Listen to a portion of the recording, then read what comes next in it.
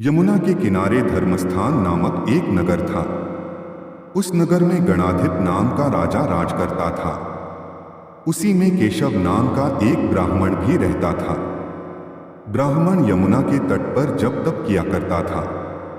उसकी एक पुत्री थी जिसका नाम मालती था। वह बड़ी रूपवती थी। जब वह ब्याह के योग्य हुई तो उसके माता पिता और भाई को चिंता हुई। संयोग से एक दिन जब ब्राह्मण अपने किसी यजमान की बारात में गया था और भाई पढ़ने गया था, तभी उनके घर में एक ब्राह्मण का लड़का आया।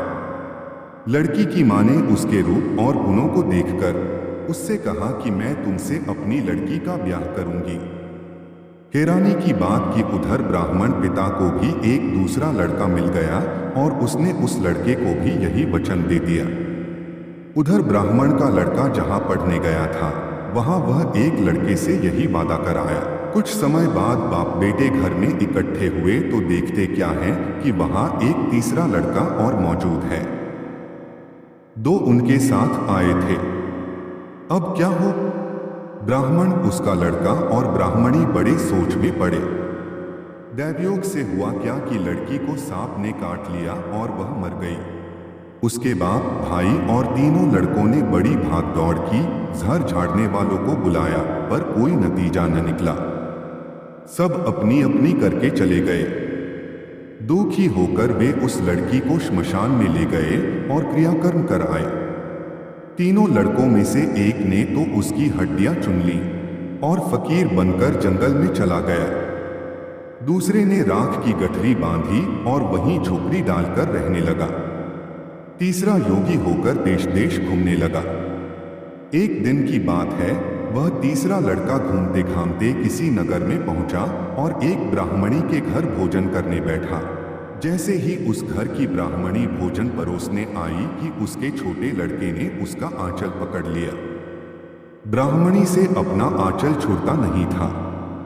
ब्राह्मणी को बड़ा गुस्सा आया।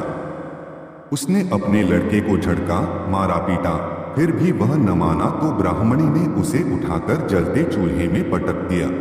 लड़का जलकर राख हो गया। ब्राह्मण बिना भोजन किए ही उठ खड़ा हुआ।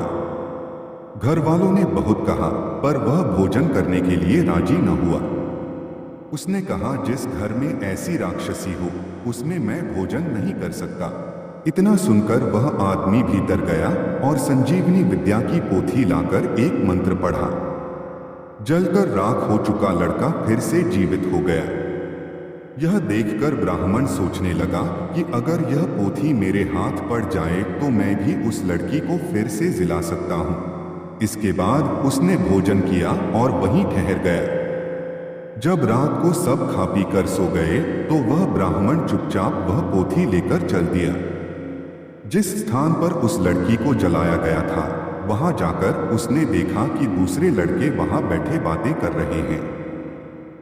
इस ब्राह्मण के यह कहने पर कि उसे संजीवनी विद्या की पोथी मिल गई है और वह मंत्र पढ़कर लड़की को जिला सकता है, उन दोनों ने हड्डियां और राख निकाली। ब्राह्मण ने जैसे ही मंत्र पढ़ा वह लड़की जी उठी। अब तीनों उसके पीछे आपस में झगड़ने लगे। इतना कहकर बेताल बोला, राजा बताओ कि वह लड़की किसकी स्त्री होनी चाहिए।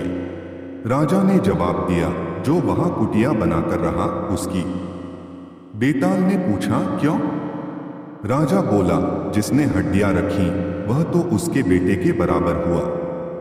जिसने विद्या सीखकर जीवन दान दिया वह बाप के बराबर हुआ। जो राख लेकर रमा रहा वही उसकी हकदार है। राजा का यह जवाब सुनकर बेताल फिर पेड़ पर जा लटका। राजा को फिर लौटना पड़ा और जब वह उसे लेकर चला तो बेताल ने तीसरी कहानी सुनाई। दोस्तों, अगर आपको हमारी ये कहानी पसंद आई तो लाइक करिए, सब्सक्राइब करिए। धन्यवाद, नमस्कार, थैंक यू।